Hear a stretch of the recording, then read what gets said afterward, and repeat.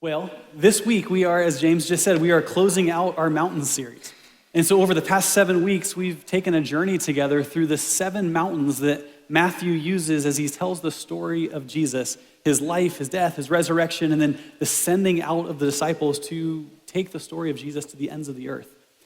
And I pray that as we have walked through this series together, that it has been as formative for you as it has been for me, as it has been for others I've been having conversations with. I mean, if we can talk about mountains, we can talk about Jesus, we can talk about what life looks like lived in relationship with Jesus, all these things. It is a beautiful, beautiful opportunity. We've learned from Jesus, just to kind of catch up and remind ourselves of what we've been talking about. We've learned from Jesus as he faced temptation. We've learned from Jesus as he taught up on the mountain about how to live down here. And we've learned, for some of us, this is like a significant breakthrough. We've learned that Jesus isn't just up there and we're trying to sort things out down here. Or maybe we've lived our lives in a way where we kind of like almost the thought of Jesus like distant, but we can call him when we need him. But other than that, he just sort of lets us live our lives. The truth is that he's with us, that he cares. We've heard stories of miracles, stories of provision and healing. And all along the way, we have found a deeper kind of courage that's rooted in who Jesus is. As he's calling us out, as he's leading us into the future that he has for us. And so it's been a beautiful journey, and it's not quite done yet. We have one more conversation yet to have, but before we do that, before we jump into this week's mountain story, I want to leverage, I've been working with our tech team about this, we're going to leverage the power of technology to jump forward 1 week to talk about where we're heading. So, are you ready? Here we go. Next week, we are launching a series called Summer Refresh. Summer Refresh. And the idea behind this series, the big thought is we all have parts of our lives where if we would pause and take a moment to actually listen to what God has to say about a particular area of life, that he has something to talk to us about an area that needs to be refreshed. We have areas that we just need to think differently about. And so we're going to be walking through some parts of the book of Proverbs and looking at these things that God is teaching us, and then refreshing areas of our lives as we move through this next series together. So I'm really, really excited about what comes next. But now let's go back to the present, I guess if that's the right way to say it. Here we go. Anybody a little woozy from that little journey that we just took together? It's gonna be beautiful. I'm really, really excited about what God's gonna do, not only in this series, but in the one that's to come. But this week, this mountain story, Jesus meets his followers on the mountain, and he makes the mission perfectly clear. And that clarity requires us to face something that's true. It's a tension of any time that we're spending time in the mountains. Coming down the mountain is not the easy part, right? Coming down the mountain is not the easy part. I remember when I would climb mountains, when I first started climbing mountains and doing adventures in the mountains, going up and then on my way down, sometimes I'd spent like a couple days in the mountains and I'm on my way back down and have a heavy pack and I'm coming down and working my way down the mountain. And someone would be coming up the trail and they'd say, man, must be nice to be at the easy part, right? Must be nice to be working your way back down the mountain. And as they're saying this, I'm like, have you never climbed a mountain before? Like trying to figure out where exactly to put your feet so you don't slide, right? All the momentum is with you as you go down the mountain. Have you felt what my knees feel like right now as I'm working my way down the mountain? All of those things. Actually, I'm doing this whole leg of the journey with the peak already behind me. Now it's just like the rest of life in front of me. Coming down the mountain is not the easy part. Actually, coming down the mountain sometimes is the hardest part of the whole adventure. It's hard on our bodies in actual hikes. It's hard for us in life as we re-enter after the mountaintop experience. And it is so easy for us to look and we see the mountain in front of us. It is so easy for us to see the top of the mountain as the mission. If we could just make it to the top of the mountain. That's not the whole mission. Actually, at best, the summit of the mountain is the halfway point of the adventure. Because what happens next matters. And what happens down here matters. And coming down the mountain different and ready for what's next is actually the point of the adventure. And so this morning we're taking two passages, both final moments in Jesus' earthly ministry as Matthew records and as Luke records specific mountaintop conversations that Jesus has with his followers. These two mountaintop experiences are probably not describing the exact same moment, but when we look at them together, it gives us a more complete picture of an important kind of conversation that Jesus had with his followers as his earthly ministry came to a close. So he talked about the mission and the way forward. Two passages, two different authors, both using a similar kind of mountain moment for two different purposes as they tell the story of Jesus.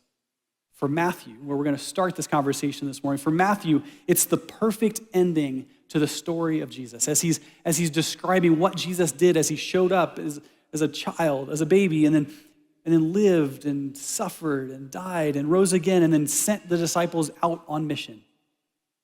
For Matthew, it's like the perfect, Jesus says this on the mountain and then the credits roll. And then for Luke uses this kind of story as the marker of a new chapter in the life of the church. It's the beginning of the book of Acts. So Luke wrote the book of Luke, which is a story of Jesus' life, his death, his resurrection. And then he wrote the book of Acts, which is the story of the church now living out faithfully in obedience to what Jesus has called them to do. And at the beginning of the book of Acts, Luke tells the story of Jesus having a conversation with the disciples on the mountain that sends them out on mission. And so as we approach these two stories, I think it's helpful for us to have two things in mind. One is we don't have to just imagine this kind of adventure with Jesus. We don't have to just say, I wonder what it would be like to gather with Jesus and then to be sent out by Jesus. As a church, as the church, we do this every week as we gather together, we come together and we worship and we hear what Jesus has for us. And then we are sent out on mission week after week after week, this rhythm of gathering and being sent. So we don't have to imagine. This is what the church does. It's the rhythm of the church, the weekly practice of the church to gather to Jesus. And then to be sent out by him, we need both moves to be part of the rhythms of our lives. And then two, the mountains are not just a place to retreat. The mountains in these stories are a place from which Jesus' followers were sent. Or even though if we look at the moment in time the disciples are experiencing, they've experienced all kinds of things leading up to these mountain moments that would have shaken them, that would have caused them to be in need of retreat. The experiences that they've had, the things that they've seen and watched and what has been done to them and what they saw Jesus experience, they're still reeling from the experiences of the previous weeks. And yet as they gather, it's not just retreat that they experience, but more than that, they're sent. And so as we walk through these two stories, we're going to learn four principles that'll help us take hold of what Jesus is teaching the disciples and take hold of it for ourselves and live it out here and now. Matthew 28, starting at verse 16, in the aftermath of Jesus' death and resurrection, he's called the disciples to himself. Matthew 28, verse 16, now the 11 disciples went to Galilee, to the mountain to which Jesus had directed them. And when they saw him, they worshiped him, but some doubted. It'd be really easy to be critical of the disciples in this moment. Like, how could they doubt? They've seen Jesus die and rise again. They've seen Jesus do what he said he was going to do, and yet as they come together, they worship, and there's this mix of worship and doubt, this wonder of like an awe of Jesus. And then this wondering about what this all means and if they can really trust it because they've experienced hard things. Recent events have left them reeling. They haven't had time to process the trauma and everything that they've witnessed. And so Matthew, in openness and in transparency, says, as they gathered, they came and they worshiped, but they bring it all with them, the worship and the doubts. And if we needed a more stark reminder of the events leading up to this moment, it says the 11. For the first time as Matthew records this group, it's not the 12. One has fallen away. And yet, in the midst of all of that shaking, in the midst of all of that fear, the one who experienced the hardest of all that had happened over the previous weeks was doing something different than everyone else in the story. As everyone is gathering, as everyone is retreating and coming with maybe some sense of expectation, but worship and doubt, Jesus is doing something different. Jesus was on mission. His trip up the mountain was purposeful. This wasn't Jesus in retreat. This wasn't Jesus saying, I need to come and collect my thoughts and put myself back together again after everything I've experienced. This is Jesus purposefully climbing the mountain to put his followers back together and to prepare them for the mission that was still ahead. Jesus was on mission. Which brings us to our first principle, is that Jesus is everything that he's called us to be and more. That Jesus is everything that he's called us to be and more. So when Jesus calls us, when Jesus sends the disciples out on mission, Jesus is on mission, but in ways that we cannot even imagine. And we're like, but Jesus, don't you understand what we've experienced? The hardships that have come our way, the things that have been said to us and done to us, and what people might do to us if we live our lives on mission like that. Jesus, having experienced everything that he's experienced, is on mission. He's everything he's asked us to be and more. And we're not talking about mission for Jesus. We're talking about on mission with Jesus. Our pursuit of life on mission is actually an extension of Jesus' life on mission. For us to think about, well, what if Jesus had stuck around for 2,000 years? What if Jesus physically had stayed on earth and just continued on mission? What if Jesus found his way to the northern Black Hills? What if Jesus showed up in Spearfish, South Dakota? What if Jesus took the job that we have and had the kinds of relationships that we have with people around us, had the neighbors that we have around us? How would Jesus approach those relationships? How would Jesus approach that kind of daily life? And we say, so we want to be part of that. We want to get in on that our lives on mission are an extension of Jesus' life on mission. It's who we are. So now that Jesus has met them on the mountain, he has something very important to say to them. Words spoken on a mountain 2,000 years ago, halfway around the world, and yet somehow still shaping everything about how we live this out here and now. These are words we speak often here at Countryside because it drives everything about how we approach the life of this church, a life together. These are words we need to hear. These are words we need to be reminded of regularly.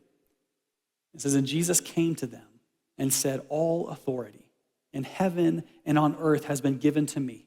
Go therefore and make disciples of all nations, baptizing them in the name of the Father and of the Son and of the Holy Spirit, and teaching them to observe all that I've commanded you. And behold, I am with you always to the end of the age.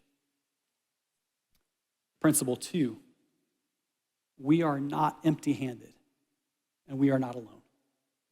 We are not empty-handed and we are not alone. We are not just sent, to think like, well, Jesus he's just pushing us and he's just expecting us to be on mission. And so just go and ignore all the hardship, ignore the things that are going to be required of you and the hits that you're going to take along the way.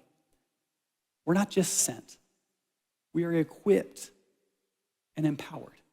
No matter what comes our way, right? The experiences that we have, the things that are said to us, the whispers that come along the way about the fact that we're in this alone, that there's nobody who's on the same team as we're on, that we're empty-handed, that we're imposters, we don't have what it takes to actually accomplish what Jesus has asked us to do. We are not just sent. We are equipped and empowered. We don't come down this mountain empty-handed and alone. So you think of the disciples 2,000 years ago, maybe helps us make sense of this for ourselves. The disciples will experience countless times along the way where they are tempted, where they're tempted to despair, where they're tempted to quit, where they're tempted to take matters into their own hands, to leverage their own strength, to leverage their own will to accomplish the mission. And on that mountain, I think Jesus knew the temptations that were going to come their way. He knew what they were going to need. So he spoke into those needs. He said, I am with you. And if we kind of like put our own language to it, it's like Jesus is saying, I am with you. You are not empty-handed. And you are not alone. Which, by the way, if you want to trace the story of how Matthew records the story of Jesus, the very beginning of the book of Matthew starts with a word called Emmanuel, God with us. Right? That's the bookend. And then at the very end of the story, Jesus promises, I will be with you always to the very end of the age. That the promise of God's presence, the promise of Jesus' presence with his people, it's the bookends of how Matthew tells the story of Jesus. And it's with that promise that it brings us to the start of Luke's account of the story of the first decades of the church, the book of Acts. So Acts 1, verse 6, the disciples now coming together. It says, when they had come together, they asked him, Lord, will you at this time restore the kingdom of Israel? There's no way around this. This is a political question, right? The disciples are asking a question about what Jesus' plans are. They're speaking out of their own expectations. They're speaking out of the expectations of the people of God, saying, at some point, the Messiah will come and set things right for us. Not just set things right for us in relationship with God, but the Messiah will turn the world and change the order of the world. And we've been pressed down and persecuted for centuries. And at some point, we're expecting that the Messiah will come and turn the world upside down. And all of a sudden, those who have been oppressing us are going to be on the wrong side of all of this. And so it's a political question. They're asking about the systems of the world. They're saying, how about now, Jesus? When are you going to do what we've been expecting that you would do? They're interested in knowing when Jesus was going to overthrow the political systems of the world and establish the Jesus kingdom here on earth. Given all they've been through and what they've been told to expect the Messiah to do, it's a reasonable question. And I would imagine that it's a question that we'd probably like to ask Jesus ourselves. So Jesus responds, said to them, it is not for you to know times or seasons that the Father has fixed by his own authority, but you will receive power when the Holy Spirit has come upon you, and you will be my witnesses in Jerusalem and in all Judea and Samaria and to the ends of the earth. And Jesus actually had this kind of conversation with the disciples often, and he would say things like, I don't know exactly. It's not for me to know, it's for the Father to know. But now at the beginning of Acts, as the church is being sent on mission, Jesus says it's not for you to know the time. It's not for you to know exactly how this is going to play out. He doesn't say, I don't know. He says it's not for you to know. And he talks of God's authority. Authority means that we don't have to have the whole picture. We simply need to follow through on what has been asked of us. Jesus explains it this way. He says, what you don't need to know, times or seasons. The problem is what we want to know is times and seasons. He says, what you don't need to know, times and seasons. What you need to know is that you will receive power and you will be my witnesses. We get this backwards in so many different kinds of ways. The things that we want and the things that Jesus says is for us are not always the same thing. Which brings us to principle 3. We don't need a map or a timeline. We need the Holy Spirit to lead and empower us. Right? We don't need a map or a timeline. We need the Holy Spirit to lead and empower us. Through the Holy Spirit, there's a promise in this principle. Through the Holy Spirit, we have what we really need. Right? Not what we think we need. We think we need a roadmap. We think we need a timeline. We think we need all the things that help us put together a strategic plan to take the mission forward. What we really need is the Holy Spirit and a commitment to the mission, to the ends of the earth, whatever it takes, for however long we have, to whatever end. So I'm going to trust you, God. I'm going to trust the way your Spirit is leading me. I'm going to trust the empowering of your Spirit. I'm going to take hold of the mission that you've placed in front of me. I don't actually need to know the roadmap. I don't need to know the timeline.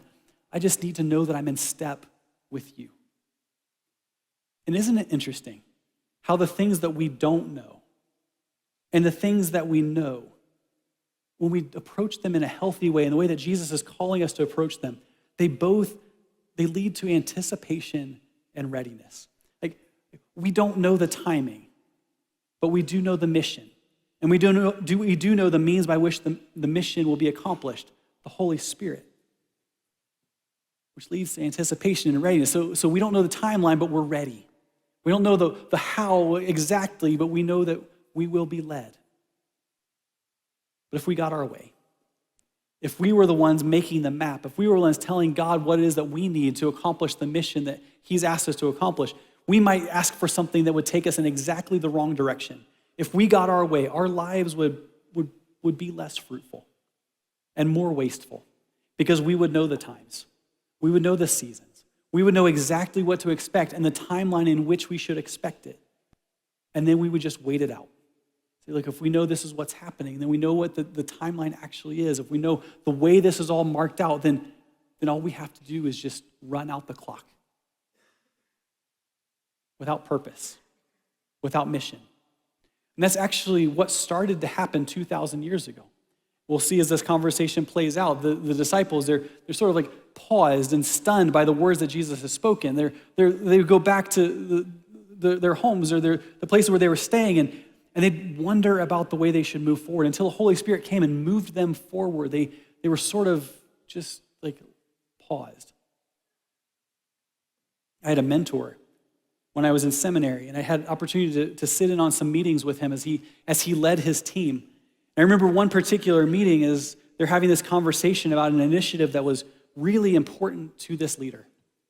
And as I was hearing him lead his team, I was hearing excuses about why they couldn't do what was happening. And I heard somebody say, well, we need more time.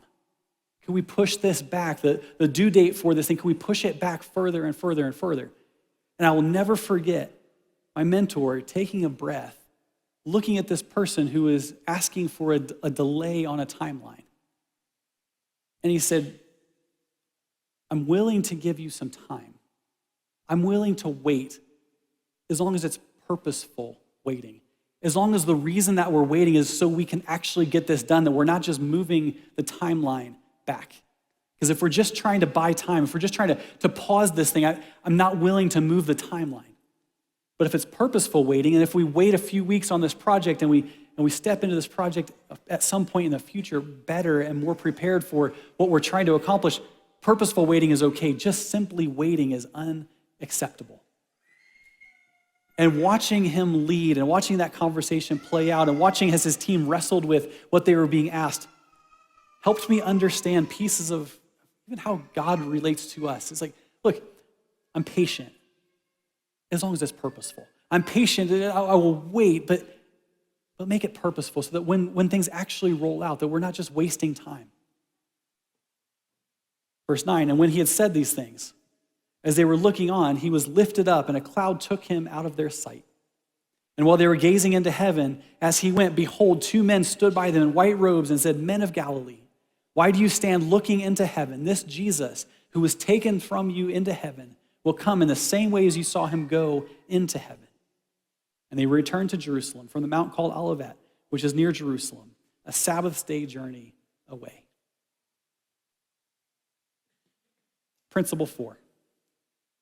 The Christian journey is marked by inner work that moves outward. The Christian journey is marked by inner work that moves outward. You could say, here's the one map that matters. God does work in here that moves out there. It's the map that matters. And it's beautifully countercultural. Really, it's beautifully counter human nature.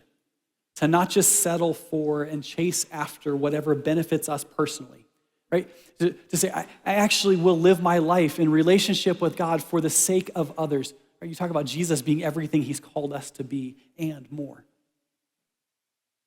And what we know, if we look at most of the way life plays out, is anytime we see something that's like a cultural reaction against something, or something that's trying to react and push back against some sort of norm, that it's almost always less thought out. It's almost always less than. It's not quite as beautiful or as well conceived as the thing it's reacting against. It's not as well thought through. But this react against is beautiful. It's countercultural. It's counter-human nature. Christian life, this inner work that always moves outward, God at work in us, gathering us to himself, and then sending us out. It reminds us that mission is not an optional addition to our relationship with God. It's not an optional addition to the Christian life. It's at the core of who we are, that we are saved and we are sent. And as Jesus showed us in so many ways as he walked with the disciples, we are formed along the way. And so here we are, on top of this mountain, having this conversation, as the disciples are having this conversation with Jesus, looking out at the mission that's still in front of us. And the way forward is actually marked by one commitment and one key habit. Here's the commitment. I will get close and stay close to Jesus, no matter what. I will get close and I will stay close to Jesus, no matter what. This is a commitment, right? It's not just a statement that we're like, wow, that feels inspiring. That is something that we say, I have to take ownership of this statement for myself. I need to remind myself of this commitment that I'm making, right? It's something that's going to take us places that we probably don't want to go and take us in directions and require more of us than what we might expect. And that's why it's a commitment. I will get close to Jesus. I will stay close to Jesus no matter what. And here's the thing, staying close to Jesus means staying in step with Jesus, moving in the direction that Jesus is moving, rhythms of gathering and being sent, no matter what. To recognize that the most rewarding things in our lives, the most purposeful things in our lives are done in step with Jesus. It's us taking hold of that. What would it look like if Jesus showed up to Spearfish? What would it look like for Jesus to show up in my workplace? What would it look like for Jesus to show up in conversations over the fence with my neighbors? What would it look like for Jesus to show up in our family conversations around the dinner table? What would it look like for Jesus to show up in hard conversations? What would it look like for Jesus to show up as I interact with people, as I go about my day? So I get close to him. I want to stay in step with him. I'm going to follow his lead wherever that takes me, whatever it takes of me. I'm living my life on mission. And then our habit, the one key habit that could unlock all of this for us. It's a simple question. God, what do you want to see happen today? And how can I get in on it? God, what do you want to see happen today? And how can I get in on it? This is us living our lives trusting and the leading and the empowering of the Holy Spirit. This says, God, whatever conversations I find myself in today, what do you want to accomplish in that conversation? God, the relationships that I have, the work that's been placed in front of me, God, would you give me the energy to do it, but your heart for it? God, would you give me the courage to speak what needs to be spoken? Say, God, what do you want to accomplish? And then we stand and live in agreement to what God is trying to accomplish. And so when there's hard conversations, when there's things that come our way, pushback, persecution, we're ridiculed for taking a different posture than those around us. So look, all I know is I want to live my life in agreement with Jesus. God, what do you want to do? And how can I get in on it? This is not us saying, God, here's what I think you need to accomplish today. God, here's my list of requests for you. This is us saying, God, I recognize that you have desires for this day, that you have a will for this day. And God, I want a front row seat. God, I want to be an active participant in your mission in this world. Would you give me eyes to see the things that are placed in front of me, the things that you're asking of me, so I can get in on what you're trying to accomplish? Can you imagine what life would look like? Can you imagine how we would approach conversations and relationships just with this one question, right? It's operationalizing this commitment that says, I want to stay in step with Jesus, no matter what. Say, okay, Jesus, what do you want to see happen? I'm in. I'll I'll take that step. I'll stay in step with you. You have whatever it takes. I'm in. We are called to live the kind of life that Jesus lived. He has lived out in front of us everything that he's expected of us and more, but he's not asking us to do something he didn't do himself.